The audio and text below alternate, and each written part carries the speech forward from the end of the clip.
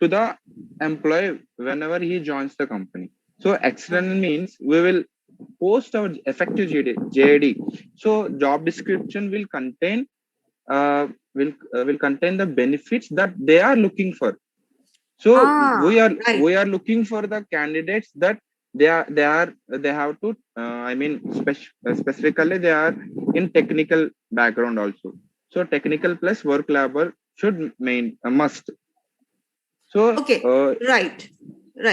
So you mean to say for internal postings also you will try to attract people from other departments to join and have an attractive alternative employment, right? That's what you're yes, trying to say, right? And for that you will collect testimonials and success stories of employees in certain roles, and what benefit do they get by playing that role in the company. right ma'am, right. Very good, very good. Yeah, go So ahead. in external means we'll prepare a JD where candidate what they are looking for, and we collect the information from the candidate and we'll post job postings in different posters, and also from campus drives, and also from consultancy partners. We'll get the technical background guys from there, candidates from external sources. So this is our recruitment plan, ma'am. Right. Okay. And Great. coming to the recruitment process, and these are the steps that I have followed. Yeah. Please go ahead, because you are the only one who's given a algorithm. I mean step by step procedure. No, not algorithm, a flow chart. Yeah, flow chart. Sorry, ma'am. Are you an IT person to tell me algorithm? Okay. No. Okay, go ahead. Discuss. Let's discuss this. First step is preparing. Preparing a effective GD where it should contain all the information where the candidate is actually looking for, and then identifying the job postings whether in our company there are vacancies or not, there are not. Like for so many ceramics actually needed technical guys. So we have the vacancies, and then we posted the job vacancies in different portals like LinkedIn, Naukri, Indeed, newspaper, and direct emails. Email marketing is also going on through internal references. And then screening the CVs, resumes from the portals where we have posted our job description. And then process selecting is technical, because we need technical guys and technical candidates for ceramics. Technical with behavioral test, because the candidate should be eligible for handling the ceramics post. Like we have already seen in the case study that so many ceramics is what we can say, they are not handling the technical guys actually. So a technical with behavioral test is must for selecting process. Then how do you confirm? It is a question to everyone. How do you confirm that a behavioral test or a personality test is measuring what it is supposed to measure? Ma'am, in my view that behavioral test means is the candidate is actually actually can he I was looking for, or what I can say is the candidate what how can he actually perform in that field. That's what I'm telling that. That's why I have written here technical with behavioral test.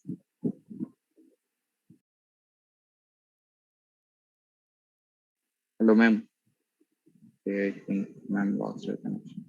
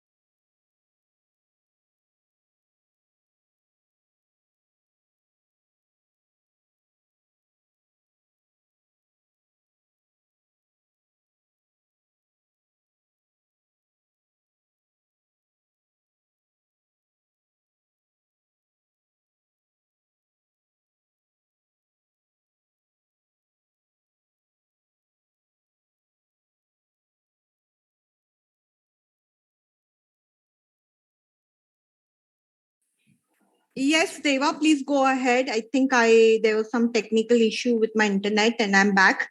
Can you all hear me? Yes, ma'am. Yes, ma'am. Others, how many of you all are there?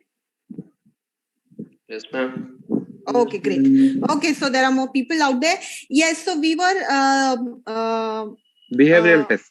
Yeah, so we were looking at behavioral test and personality test, aptitude test. Okay, so when you are using any kind of a test that is off the shelf, that is, you buy that test for screening purpose, Yes, ma'am. always check its validity and reliability. So there is a validity and reliability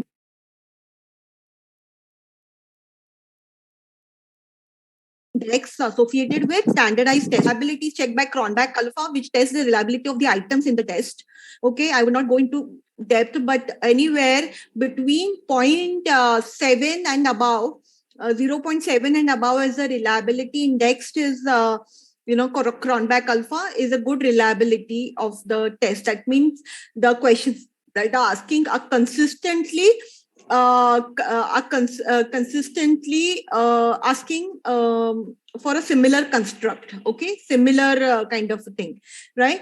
And validity is for measuring what it is supposed to measure. Okay, so validity is normally checked with whether it is measuring the same kind of thing. For example, it is personality. Is it assessing personality traits such as extroversion, introversion, and all those things?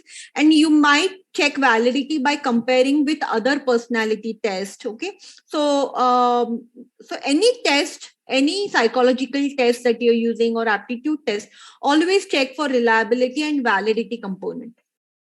Are you all understanding? Yes, ma'am. Yeah, so always check for that validity and reliability component. But normally people will always the behavioral tests or behavioral event interview is they will give you a situation and how will you respond in that particular situation, what kind of things will you do, and how will you solve a problem, is what their normal approach is. Or there's a situation judgment test where they'll give you a situation. Okay, so in behavioral interview, they might also ask you how you behaved in a particular situation in your life. Okay, and yes, then ma'am. they Because get technical test is all about scenario based questions. So why I have mentioned technical with behavioral test means if two candidates are perfect in their technical, but in coming to their behavioral, one may positive and one may other be negative. So we can mostly prefer the positive positive yes, candidate. that calls for an attitude, understanding the attitude of an employee. Right, great. Yes. Okay, go ahead quickly, and then we'll. And then personal interaction and HR, HR round, and then hiring the candidate on the performance base, as I mentioned before, and selecting the candidate and perfect onboarding, like what we have mentioned already by the testimonial should actually present in our company. So perfect onboarding should be done, and that's it, ma'am. Competitors are IT sectors, and then civil constructions, in construction industry and multi-ceramic manufacturing industries are all competitors. Your competitors, and therefore you must take into consideration your employee value proposition, right? You must before you develop when you develop your employee value proposition, the benefits or whatever you want to offer to candidates, you must consider your competitors and other industries which are pulling your labor towards them, right? Yes, so ma'am. Yeah. So our competitors and we are different from our competitors is EVP, ma'am, employee value proposition. Yeah, so employee value proposition should be placed on your career website as well. What is it that you want to offer to your candidates, right? And if you also look at this, we looked at your cycle time, right? Recruitment cycle, and how would you reduce the cycle time? You remember those figures I had shown you, the table, and we also discussed about that, right? So if you want to give a good candidate experience good experience to the candidates who are applying. You could reduce the cycle time. You could provide a good feedback and communication to the employees, so that your recruitment process sounds very logical, smooth, and very receptive for the candidates to join your company, right? So your recruitment process, try to make it a very good experience for the candidate. Okay, your PI and HR personal interview, HR interaction, or your aptitude test, or your personality test. Okay, so at each screening process, see that your communication is very smooth with the employee candidates. They don't have to wait for hours and hours and have a negative feeling about your company. So your candidate experience also focus on that during the recruitment process. Everyone understanding what we are discussing? Yes, ma'am. Great. Okay. So now let's move on to our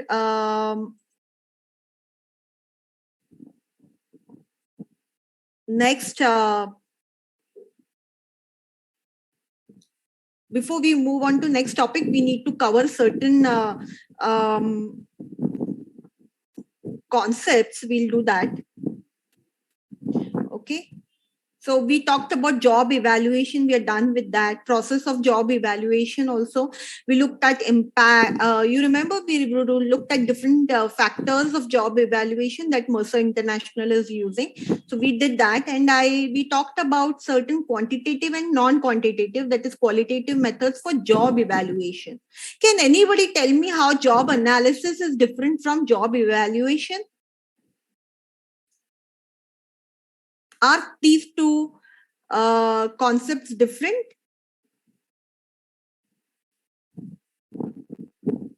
Ma'am, job analysis, it means that what is the need of market, and job evaluation is that how much experience that candidate What have. are you talking? No. Absolutely Ma'am, job irrelevant. analysis is something. By seeing the JD, we can observe that what we have to do in further. Mm-hmm. So, And ma'am, job yeah. evaluation is something when we observe something. No. Ma'am, I would like to add on that job analysis is that what are the key responsibilities in that, and job evaluation is that that is a comparison between two job analysis. If you are doing comparison to between things that two jobs, yes. job. So job analysis is simply collecting information to describe what people do in a particular role and what kind of people are required, right? So job analysis is simply collecting information to know what people do in a particular role and what kind of people are required in that role. Very simple. And job analysis is looking at one job role, right? Whereas job evaluation is comparison of two different job roles, two or many job roles. Okay, so comparing and rating different job roles is job evaluation. What is the purpose of job analysis then? What is the purpose of job analysis? What is the purpose of job evaluation? Are the purposes also different? Yes, ma'am. No, simply, I am not asking you a closed-ended question, yes or no. If it is different, then what is the purpose? Ma'am, we need to make a job description. That's why we need a job analysis. Yes. And why do we do job evaluation then? Why do we compare two different job roles? Why do we rank two different? Why do we rank different job roles? Ranking करते हैं ना, ये first है, ये second है, based on certain criteria. Ma'am, the importance of that is that by after that we can analyze the importance of that in relation with the organization, that what is the importance. Yes. And do what with that? I know that Rohan is a senior sales manager, and his impact on the organization is more than a junior salesperson. I know that. So what do I do with that information? I have that information. What do I do?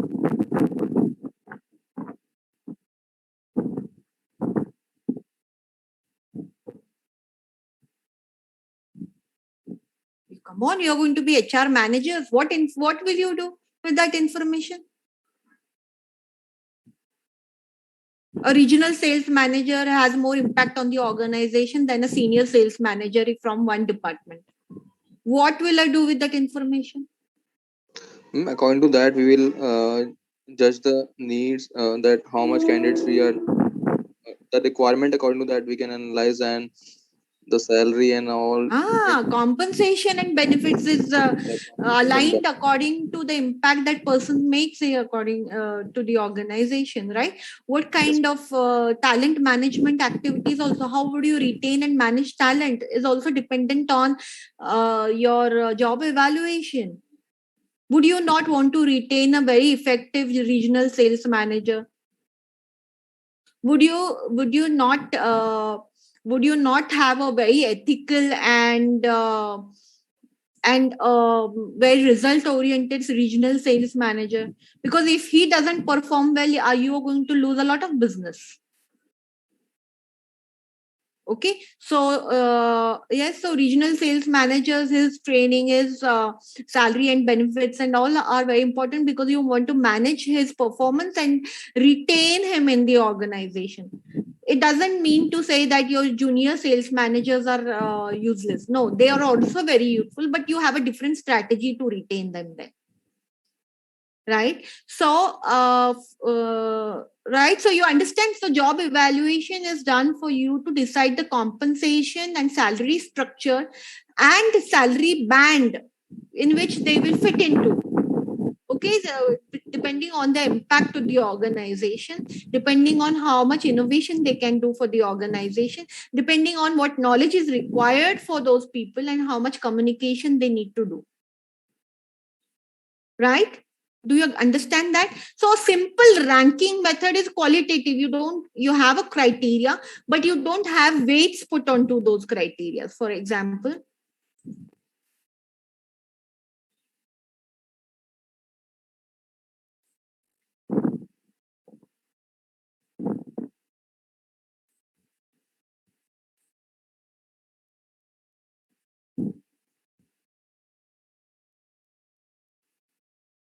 okay. So let's say, okay. So let's say there are 5 different job roles. Okay. So regional sales manager, there is a senior sales manager, there is a sales executive, okay, and there is a management trainee.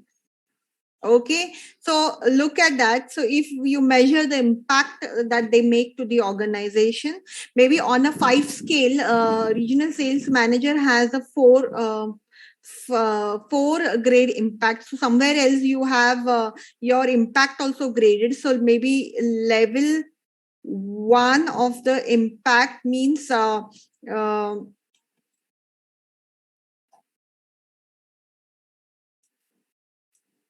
okay, so level 2 of the impact, level 3 of the impact. Every level you place some indicators for it, right? Okay. Let's say level 5 is an impact where you have impact directly on the revenue and market share. Okay, because they will at level 5, someone who's has this level 5 impact will design strategy for regional competition. Okay, therefore level 5 is directly hitting your revenue and market share. Level 4 maybe is managing the budget for for sales and distribution, and maybe also is managing sales and distribution, analytics and strategy both. Okay. So that is the impact that they're making. Level 3, someone is only operational decisions, making operational decisions and managing team of sales person. Level 2 is an individual contribution in operations and let's say client acquisition. Okay, so each client acquisition, right? And level 1 is just assisting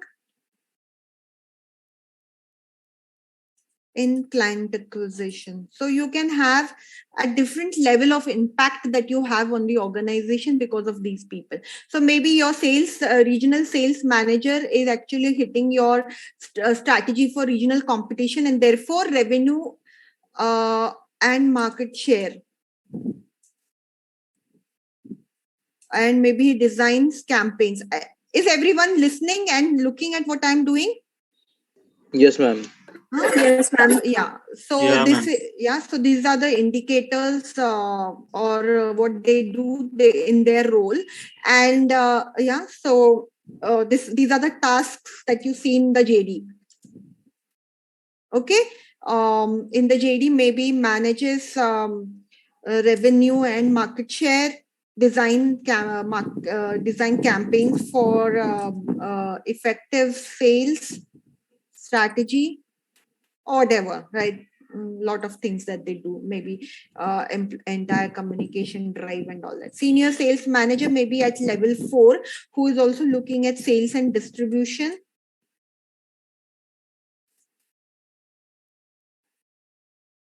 Okay, and along with, see, this doesn't mean at level senior sales managers at level 4 doesn't mean that he doesn't do level 2 and level 3 tasks. He will do level 2 and 3 also. Maybe he'll look at individual contribution of other team members. Maybe he'll also look at the sales and distribution kind of things. But he will look at budget for sales and distribution also. Are you understanding? So someone who's at level 4 will also do level 2 and 3 tasks, but he'll do level 4 also. Someone who is on level 5, it doesn't mean he'll not do level 2, 3 and 4 tasks. He will do that also, but he is of a higher stature and therefore he will go for level 5 task also. So sales executive will do up to level 3 task and management training, maybe individual contribution in client acquisition and all that. So level 2 task, right? So this is the impact that they make. So this kind of evaluation that we've done, I have done, this kind of evaluation that I've colored is part of your job evaluation. And what tasks do they do, and what skills are required to do this task? This part is your job analysis. Outcome of job analysis.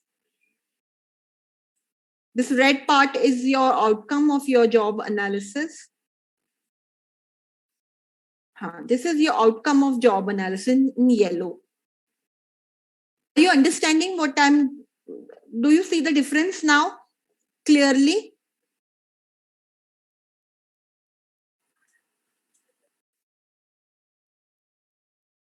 This is job evaluation, that blue part, and that yellow part is an outcome of your JD. Outcome of job analysis is job description and job specification. Okay, so in jobs, the skill set that you're mentioning is job specification, and here maybe you need someone whose understanding of finance statements is good, understands strategic management. Okay, who has a very strong business acumen.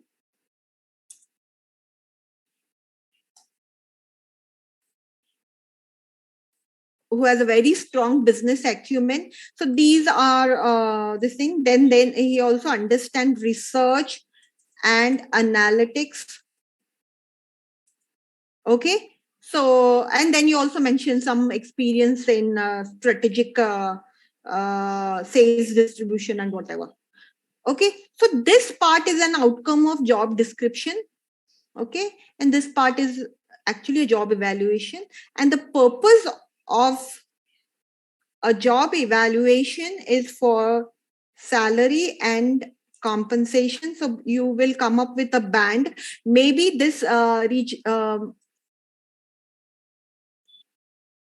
okay, so maybe a salary band.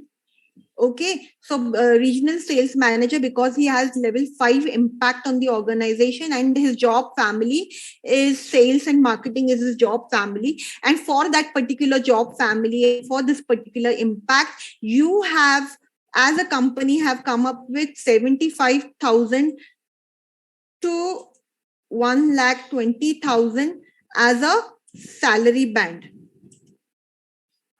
Okay, so you will place this person, whoever joins as a sales manager, based on negotiating with the person for salary in your HR interview round.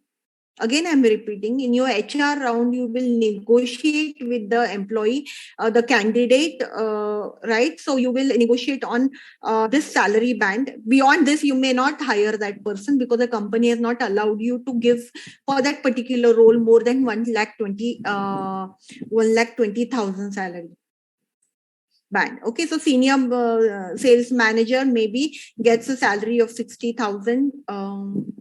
These are just assumed numbers.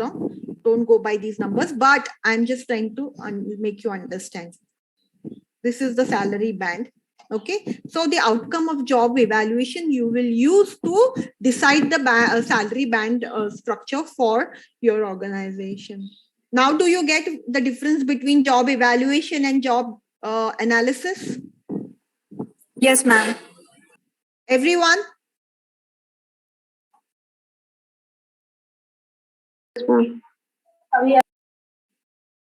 Okay, so job analysis, it is just collecting information about what a person will do in his particular role and what kind of a person do you need, what qualities do you need in the person, right? So that yellow part is job description, and the purpose of that job description is for different purposes: for hiring, for internal source of recruitment.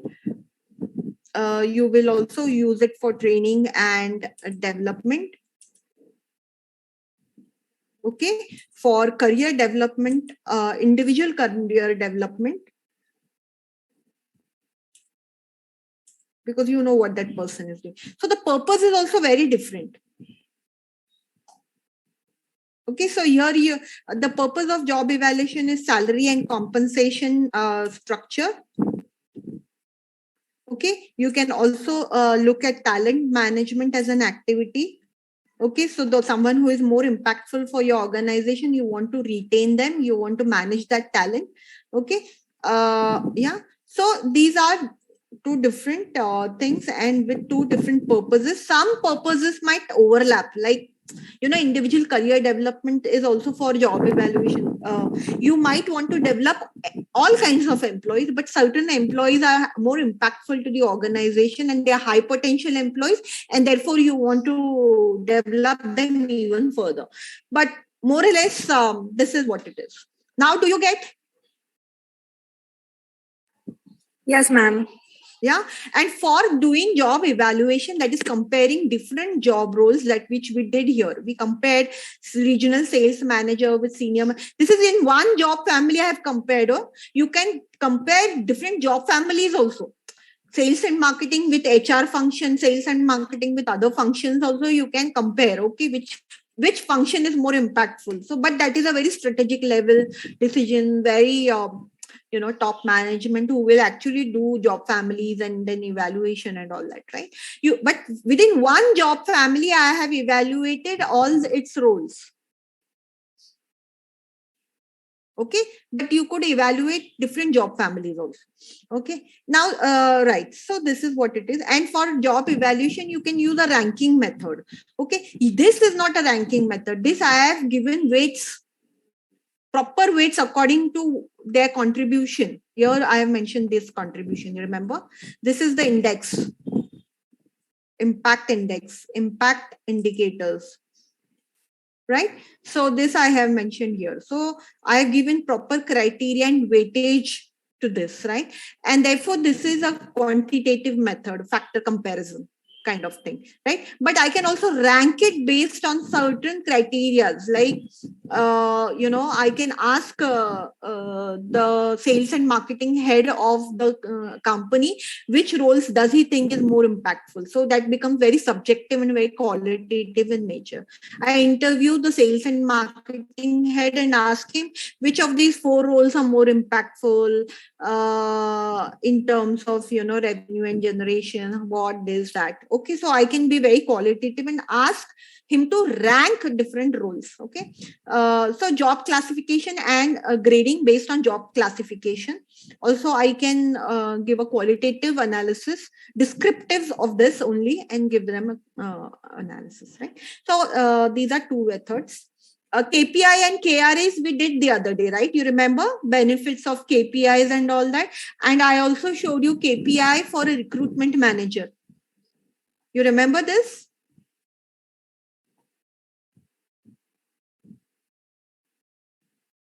Okay, I did it. I'm not going to repeat that at all.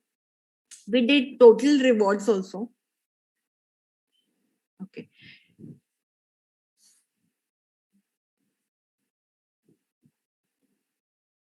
Okay, so whatever I needed to repeat, I have done.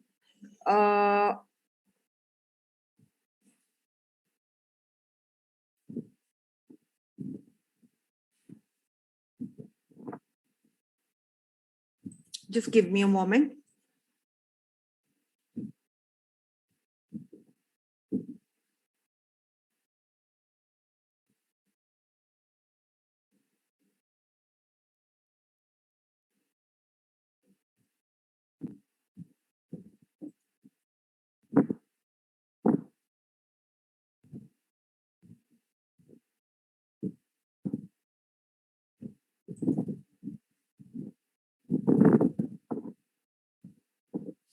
Okay, so yes,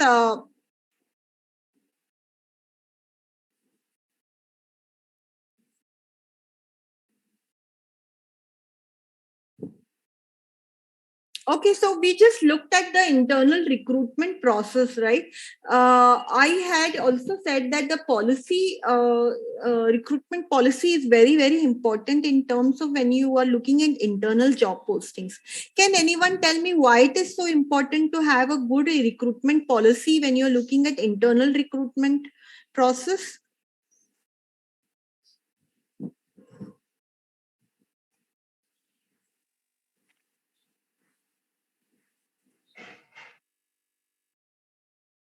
Why is recruitment policy important, especially in internal recruitment process? Because we have to verify the employee. Yes, you have to verify the competency and performance of the employee. Just remember, when you are saying only verification, you are giving me incomplete information. Everyone knows this. How you are going to talk?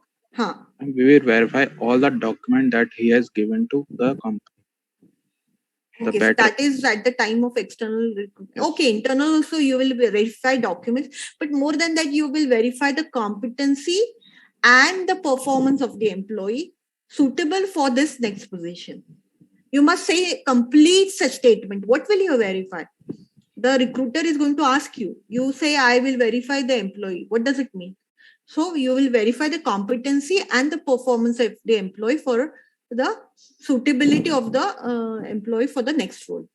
Okay, yes, one thing. So your recruitment policy will give you indications of how will you verify. the competency and performance. So how will you verify the competency and performance of the person for the next role?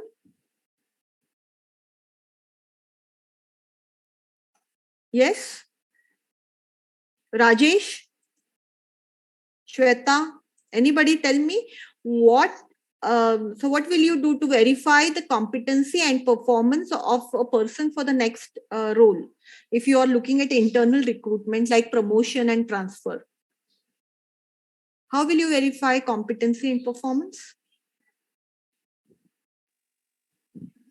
Ma'am, the employees should have some kind of skills and knowledge. So we have to check. So how will you check? What system will help you to check that? Ma'am, we can take some kind of test. Why you always want to take a test? There is nothing that no other records will help you do that. Okay, you will do a test, you will take a test, but besides that, what is there already available? We can take their previous records, like they're working. What is it called? I mean, You are an HR student. I was not. You do not know what is it called? The terminology was missing, ma'am. What is that terminology? You have an entire subject on that. Have you not studied performance appraisal and performance management? Yes, sir. How can you all forget? So you are going to look at performance appraisal of an employee. You're looking at performance management system that you have, and your records of the employee, his deliverables, his entire target and the competency. The performance appraisal will have what is the level of different competencies that he has, right? So that is one document or one record which will definitely talk in favor of the employee for the next role. So always remember the right terminologies. If you say only I will verify employee, he's going to ask you. Before he asks you, you should say I will verify the competency and the performance of the employee. He'll ask you how. Okay, performance management system or the performance appraisal records are there for assessing the competency and performance. Okay, besides that, what else is there? What else will you do to assess the suitability of the employee for the other role?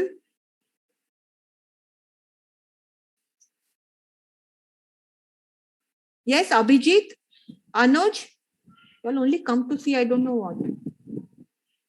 Yeah, tell me.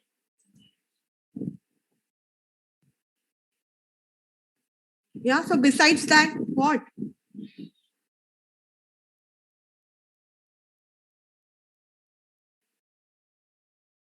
Then you will do interview, aptitude test, technical test for the next role. That is it, right?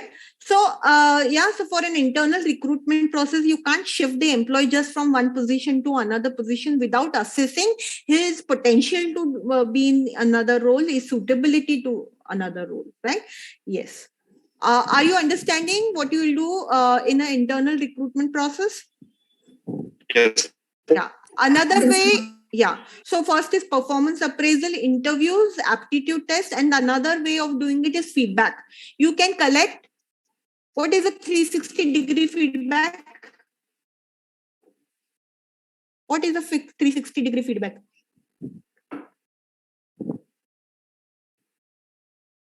You all have not studied human resource management and organizational behavior. How are you going to give interviews to your recruiters? What is a 360-degree feedback?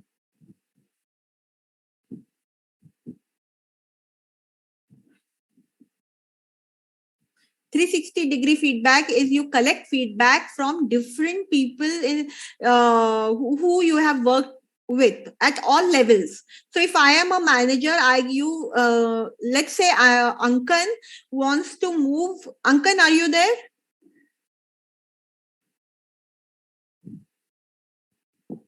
Okay, who else is there? Yashu, are you there? Yes, ma'am. Yes. Okay, so let's say Yashu wants to move to another role, right? So let's say she is the sales manager, okay, right now, and you want to move her to a regional sales manager.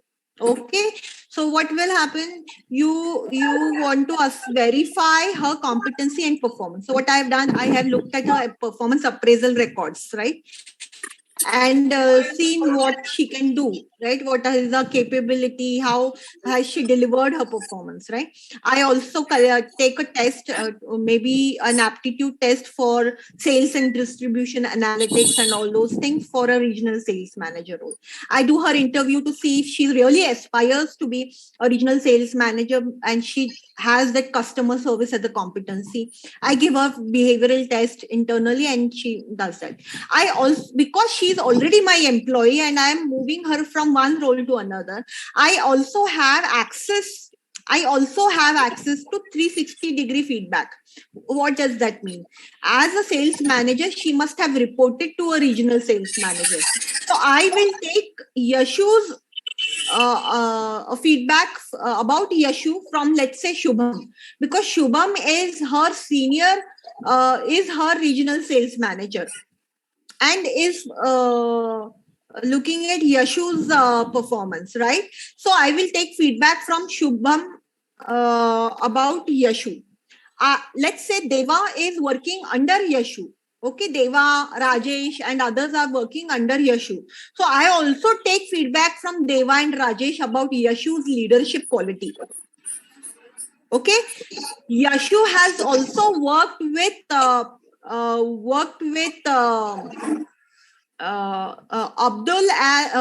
right? Because Abdul is a client, so she has worked with the client on a sales deal.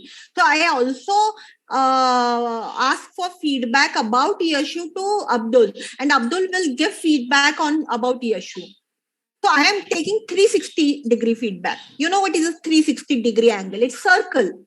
360-degree Yes, angle is a full circle. So it's a full circle. I ask her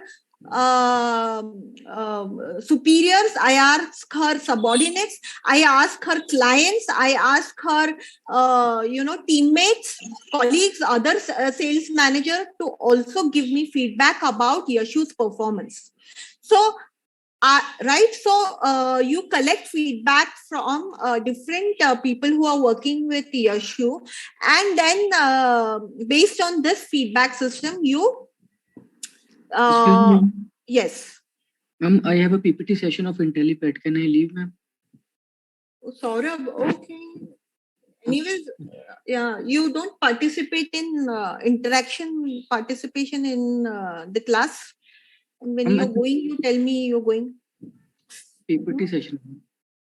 Okay, go. If it is required for you to go, then you must. Okay. Others, yes. So internal recruitment process, it is not just shifting one person to other department directly. Okay, you must verify the competency and performance of that person in the previous department and see the suitability for the next role.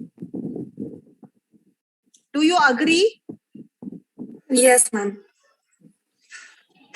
Right. So, so sources of internal recruitment. Okay, there are several sources of internal recruitment. One is the transfer.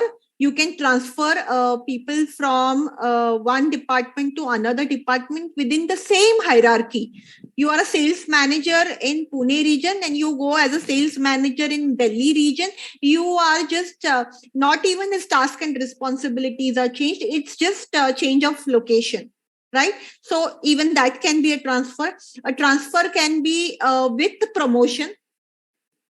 Okay, so maybe from Pune region, you were working as a sales manager in Pune region, but you're transferred as a regional sales manager to Delhi region. So you're transferring plus promoting that person.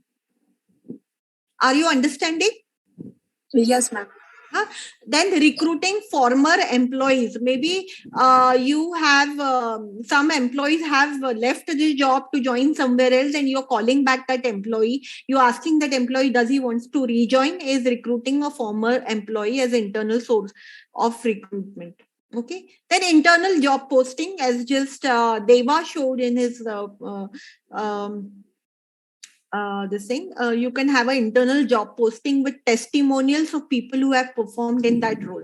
Let's say you are a global company and you have offices in Dubai, you have office in India, in Pune, right? And you want to shift someone to Dubai office. So you want to attract people towards that role. So maybe someone who was already in that role is promoted to another role. Okay, so let's say you want to promote someone to another role and you are asking for a testimony. What can be some of the statements that can come from that testimony? Yes. So let's say there is a role, operations manager in Dubai office or your Dubai manufacturing plant. Okay, and this Dubai manufacturing plant, you want to attract candidates from other offices to join that plant. So it's an internal source of recruitment. And you want to gather testimony from people who have worked in Dubai manufacturing plant. So what are the elements that you can ask for to create that testimony? Okay, so maybe the Dubai fellow is saying, I have been working as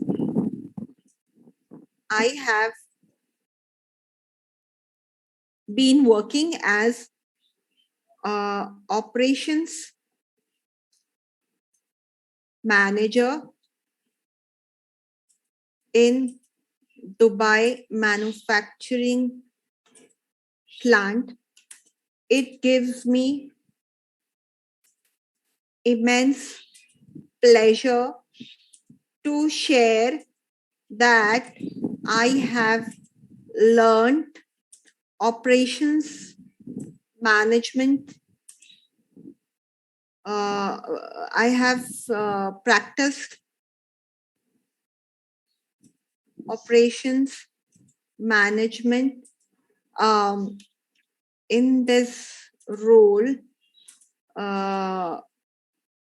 such that now I am promoted as a director at New Zealand operations, a New Zealand manufacturing plant. My experience and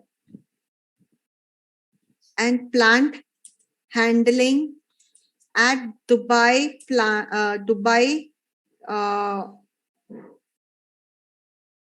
location has given me the global exposure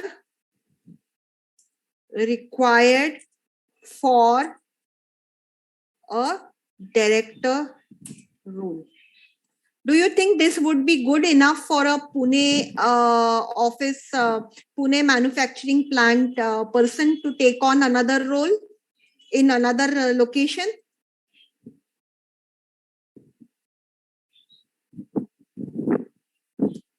Yes, Manish Kumar, do you think a person in Pune office manufacturing plant will get attracted to Dubai manufacturing plant after reading this testimony? Anybody listening to me?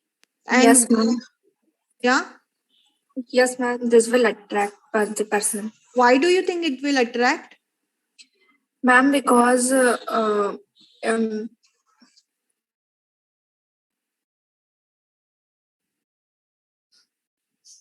yes, anybody else?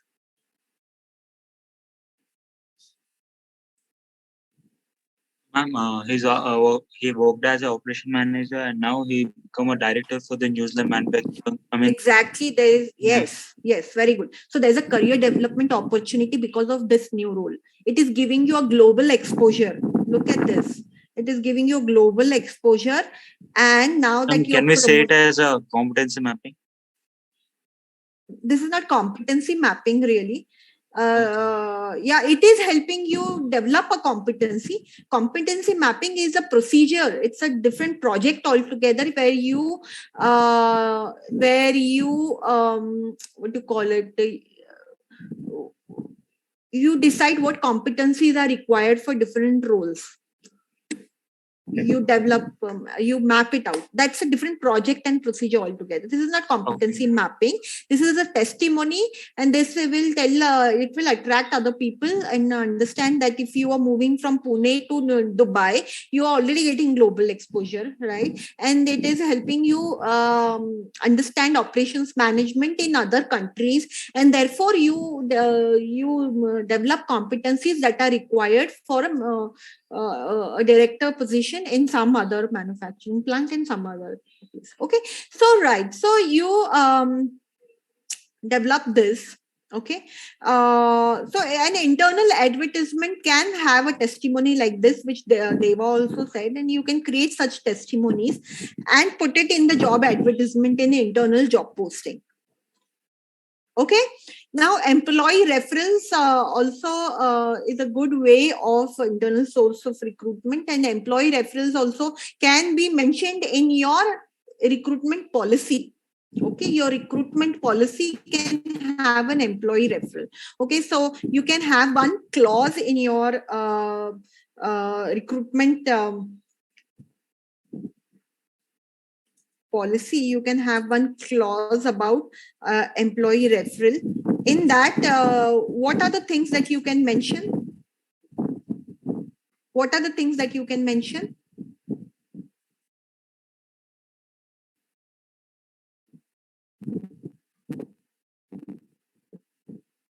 In employee referral, you can mention, how the value system, how we value your contribution to the organization, the employee's contribution to the organization. We value your testimony and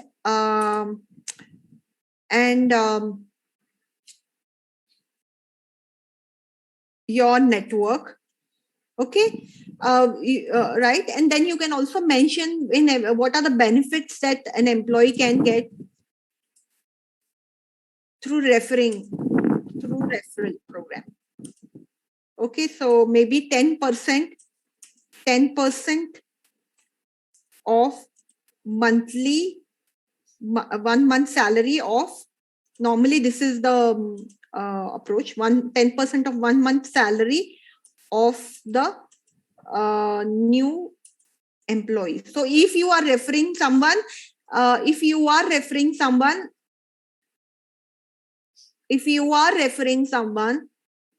then you get this benefit. And if that person is hired, your referral is hired, you get a 10% of 1 month salary of the new employee who's your friend. So a refer a friend policy. Are you understanding this?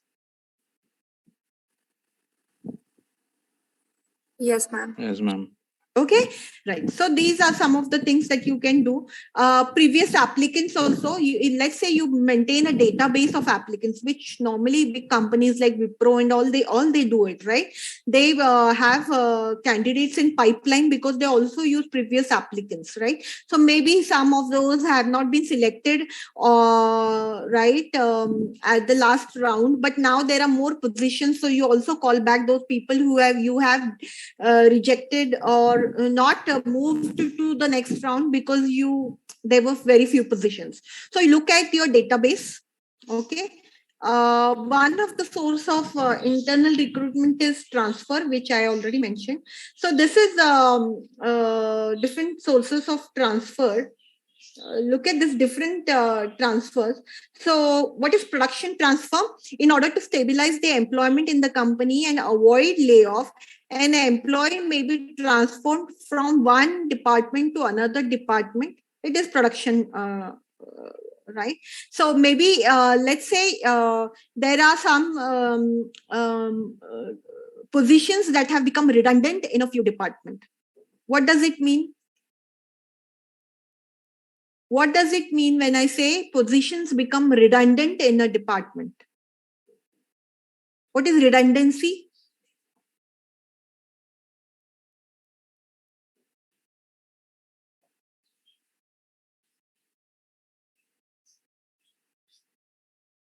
Yes? HR managers ना तो मालूम तो होना चाहिए redundancy मतलब क्या? That means that role is not required anymore. You don't need so many people in that particular role because maybe you have moved to a technology, using a technology wherein you require very few people, right? So those people, some jobs will become redundant. Redundant means it's not required anymore. So maybe instead of laying off those people, you move them to another department. Okay. What is replacement transfers? An employee with a long service may be transferred in some other department to replace person with shorter service. So maybe someone, this will work more in PSUs, public sector undertakings. So someone's job tenure is about to end because they are retired. So you want to place another person who still is occupied, and you want to move into the new role because it is required. Okay, versatility transfers are made for purpose of preparing the employees for production and replacement transfers. They are trained on different jobs, so as to adjust them on a different. Right, so you cross train people for people to go into another role wherever it is required. So cross training is done. You know what is cross training? What is cross training? I'm giving training on different positions. Yeah, so different skills, different positions, different roles you can perform in, and that will ensure your employability in your company. See, don't think that अरे यार मैं जो कर रहा था वो ही मैं करूंगा. It is not like that. If you want to stay employable in your organization, you might have to be cross-trained so that you can be put into different positions when and wherever it is required. Okay, so cross-training, for that, so that can help transferring into different listing. Then shift transfers. There are normally 3 shifts. So okay, you just rotate people on different shifts: general shift, night shift, and morning shift. That really does happen. Shift assignments are not rotating. Okay, they are just moving from one shift to another, right? Morning shift, afternoon, or night shift. Remedial transfers. Maybe some people are not comfortable in one job. It could also happen there is a grievance, there's a complaint against one person in one department, and you want to retain that person, but he cannot serve in this department because he has a conflict with a woman. There's could be a conflict with another man. It could be some other complaint, and then you want to give him a chance. So maybe you say, okay, you don't, because you have bullied or harassed someone else. So as a remedy, we are putting you into some other department now. Okay. So are you learning labor law, all of you? Not yet, ma'am. Not yet. This is which semester for you? Fourth. Fourth semester. Okay. Do you have labor law coming up? Yes, ma'am. Okay. Right. So as part of your complaint and grievance procedure, you are moving someone. Okay, as a remedy, even that is possible. Right. So transfers may be also classified as temporary or permanent transfers. So maybe you are transferred to another region, you're transferred to another country. So if you're transferring to another country, it is called international assignment. If you're temporary transfer, you go for expatriation, right? So you go for an international assignment.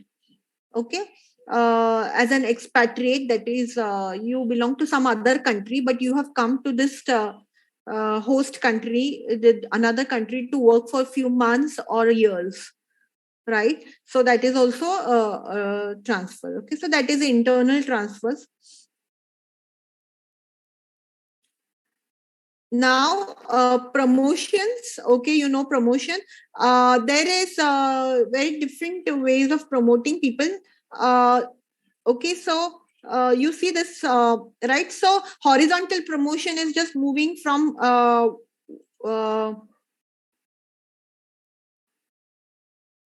yeah. So this kind of promotion rewards an employee with a pay increase, but little or no change in responsibilities. Okay. So as an upgradation of an employee. So maybe in the educational sector, from assistant professor, someone is from a lecturer to a senior lecturer or a assistant professor is being given upgrade in his salary after 2 years, but not promoted as an associate professor yet. Okay, so that kind of a promotion is horizontal promotion. Vertical promotion, it refers to movement of employees with a change in skills and experience. So from a sales manager to a regional sales manager is a vertical promotion. Okay, and not only a change in salary responsibility, but also change in status and change in the nature of the job, or the change in responsibility and task. So that is vertical. A dry promotion could be a change in status but without benefits. There's no added salary to your. There's lot of promotions happen like this as a dry promotion, and employees are really not happy with that. I have two friends who are working in IT industry. Okay, so both were promoted recently and both were given dry promotions. That is, there was no increase in salary or anything because performance appraisal was just happened, and after that they were promoted. Their salary appraisal has happened and they were then promoted, so they had to wait for another 1 year or 2 years for the next upgrade of the salary. So they call it dry promotion. Are you understanding? Right? So the salary did not get increased because there's 1 more year to go for salary appraisal, and yet they have been promoted with different job responsibility, right? Over a project. So they were project managers, now they have become senior. They were tech leads and now they have become project managers. One of my friends too got into she was an automation lead. Now she's become automation head or automation lead for the entire Americas region. That means whatever projects they take from Americas, she's been asked to lead the automation of that this thing. So it's like just like she's been shifted from sales manager to regional sales manager kind of work, right? But with no salary benefits yet. So that kind of a thing is called dry promotion. Okay. Now, open promotion is situation wherein every individual of an organization is eligible for the position. Okay, so an open position like training and development manager. A learning and development manager role normally could be performed by someone who has a lot of experience in different departments. Like a senior position can go into L&D role also. So it's normally open to promotion, right? Whereas closed promotion could be some specific roles can be taken up by only certain people. Like a very highly technical role like automation lead. Not everyone can take up that position. You need a certain career path has to be followed to become an automation lead. Are you understanding? So my question is, let's say, can you have someone who is managing computers and hardwares and network security take up a role of an automation lead? Can you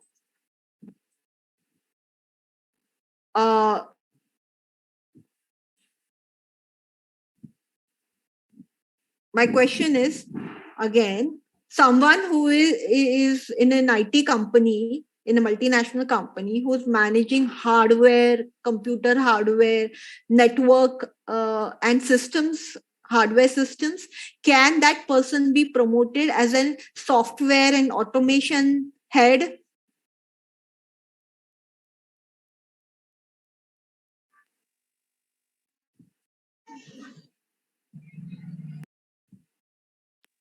Yes. Yes. Why do you think yes? Are there any competency and skill sets that match?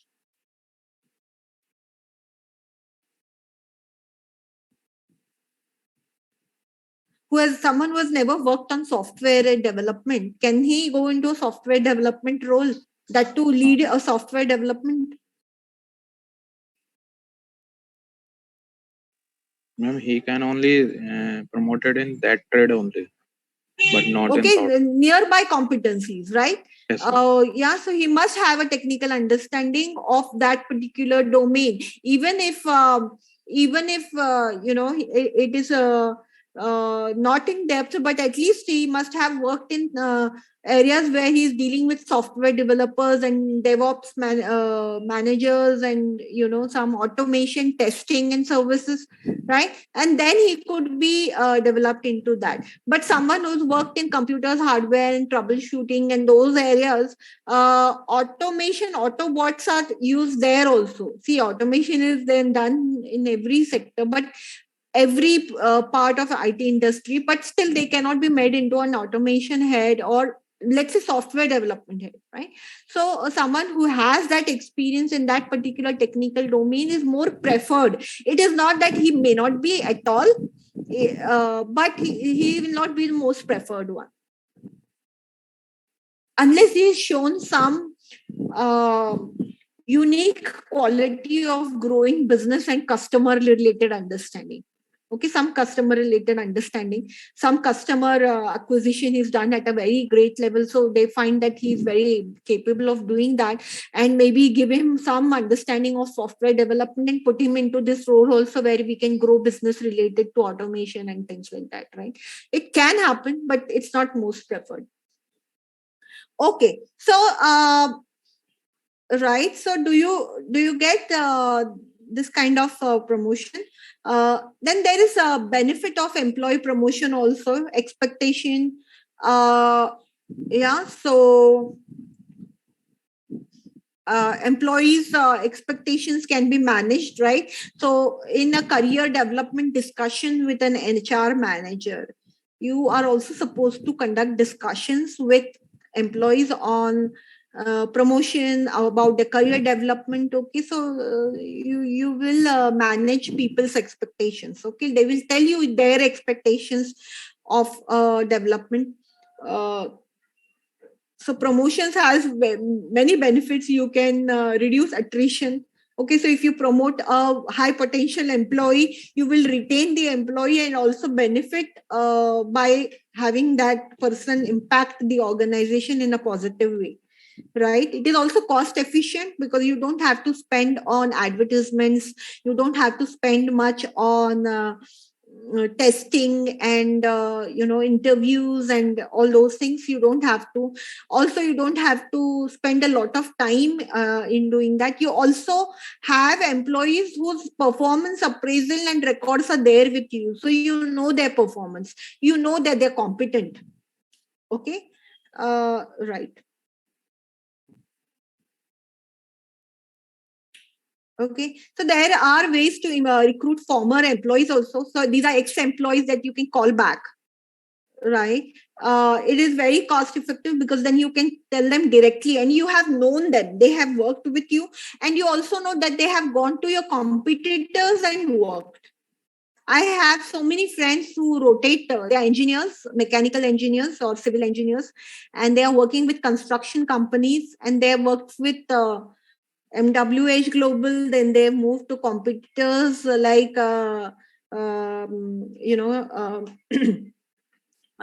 Hill Jacobs, and then they come back to MWH Global. Okay, so they have moved between different offices, and in fact, they bring with them a lot of know-how and knowledge from your competitors. So you can, call back your former employees who have actually joined your competitors also. Okay, is it a good idea to do this, or what benefit do you see in calling back your employee who has joined your competitors?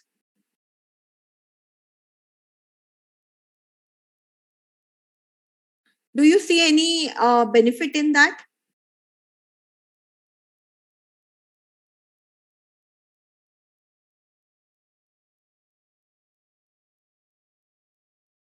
Or there's no benefit?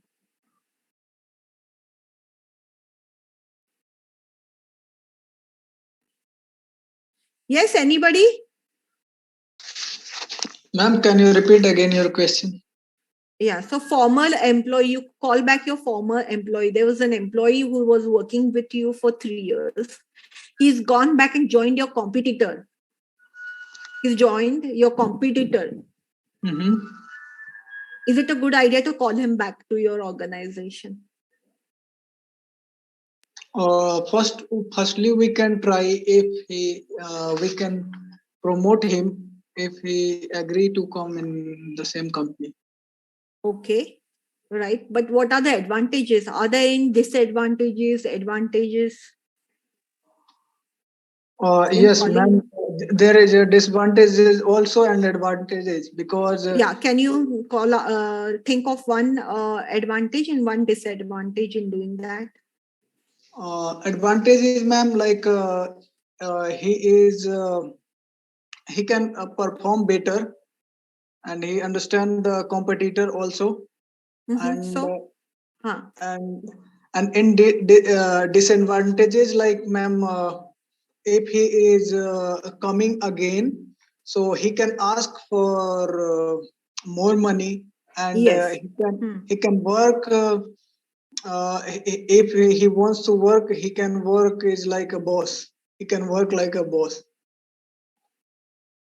Okay. Anybody else can think of a disadvantage in calling back a former employee and an advantage?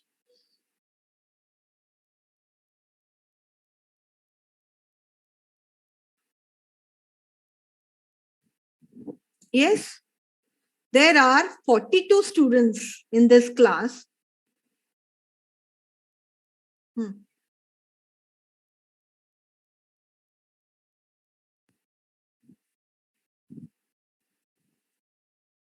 Yeah, so what will happen? Your other talented employees might move out. Is that a threat for you?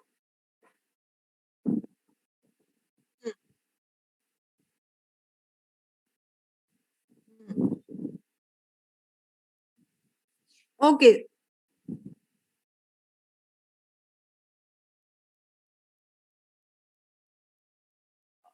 Okay, so maybe yes. So if you're comparing it with a completely new employee who has never worked with you, you might see this. But if let's say this employee you are calling back from your competitors also learned the tricks and trades of your competitor, then you don't think he will bring back the new ideas?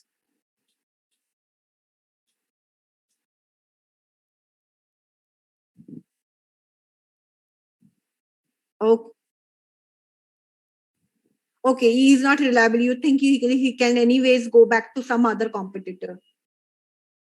Yeah. Okay. Right. So you have to see there's no right or wrong clear cut answers to some of these things. You have to debate and you have to understand the situation there. So if this person has actually worked for you for 7-8 years and has gone to another company and worked there for 3 years, you might want to call back if in case you don't get a new employee who is equally qualified, right? So if you don't get a person who is equally qualified, then you are not left with any choice but ask for recalling your former employee. So first preference, as Ankan said, would always go for your new employee who for a brand new employee who's never worked with you but he's worked with some other company and wants a change and you want to hire him. But if you don't get a qualified and a very a suitable employee, then you might want to fill up this position with your former employee. Call back, and even if he then charges to ask you for 30% rise in his this thing, you might want to use this employee, right? Okay. Okay. So internal advertisement, of your job posting. I will be asking you in the next class to create this internal job posting and advertisement for it. We'll do that.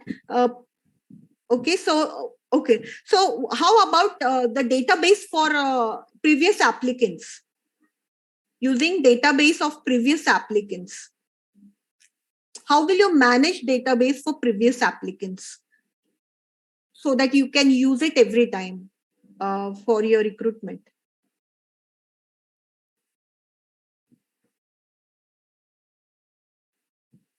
How will you manage database of your previous applicants? It would be online data, means to say, in Excel, and in PowerPoint we can save that data. What are you saying? Is your company going to be so old that cannot invest in software? What are the other softwares that are available today besides your Excel and PowerPoint? Cloud, ma'am. They can store in cloud data. Yeah, but what will be the hosting platform? Cloud is a service, right? Where you can host information. Ma'am, maybe Tally, ERP, Excel. ERP is for your internal employees. AWS. Huh? Yes. What? You remember AWS, in your what is AWS? You're close enough, but what is AWS? Ma'am, it's an service, ma'am. Hello? Amazon Web Services. Okay. But which hosting platform is used for HR about applicants? Is there a service? Is there a software? It's called applicant track. Yes. Applicant tracking system, right? So your company can have an applicant tracking system where your previous applicants can be stored, right? So instead of saying Excel sheet, which will move from one employee to another, it's all old ways. You can still use that, but it's better to have an applicant tracking system where you know which stage of recruitment process a particular applicant has reached. What is the status of recruitment of that particular applicant, right? And why was that applicant not, why has that applicant not gone to the next level? Maybe you only needed 5 people and you had 500 applications. But this time you, instead of hiring only 5 positions, now you've come to hiring for 100 positions. You'll open up your previous applications first and then go for new applications, right? So utilizing your previous database is also a good idea. Employee referral, I think we've talked enough about employee referrals. Employee referrals can also have a recommendation letter, right, written by the employee. So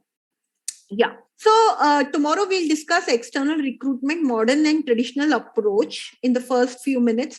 And then we'll go with group activity of actually writing job description, job advertisement for a modern approach, for a traditional approach, and we'll do some activities tomorrow. Okay, with this, I stop my class today. Any questions that you have?